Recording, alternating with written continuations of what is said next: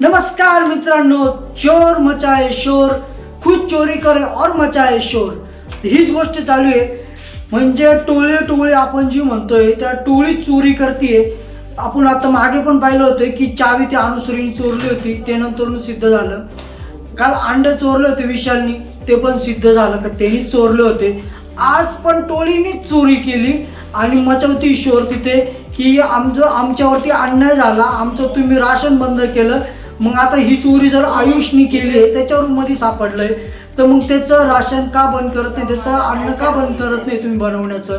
तर मित्रांनो, हे आलं कुठून आहे तर हे हिंदी बिग बॉसमधून आलंय.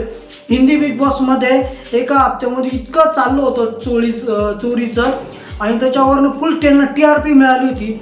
पण मित्रांनो, हे इथे चालत नाही. मराठी बिग बॉस आहे. मराठी बिग बॉसमध्ये हे चोरीचं दृश्य तुम्ही 3 वेळेस केलं, पॉप्युलर नाही झालं. एकदा झालं ठीक आहे, दोनदा झालं ठीक आहे, आता परत तिसऱ्यांदा चालू केलं. तर चोरीचं दाखवून बिग बॉस चालणार नाही, TRP वर जाणार नाही. तुम्ही काहीतरी वेगळा विचार करा आणि TRP वाढवण्यासाठी मराठी बिग बॉस सारखं आपली संस्कृती जपणारं काहीतरी वेगळं दाखवा, त्यावेळेसच बिग बॉस चालेल. तर मन विचलित करताय आणि प्रेक्षकांना दूर करताय, तर वेगळं काहीतरी घेऊन या आणि वेगळं काहीतरी करा, हेच मला हे सांगण्याचं उद्दिष्ट होतं.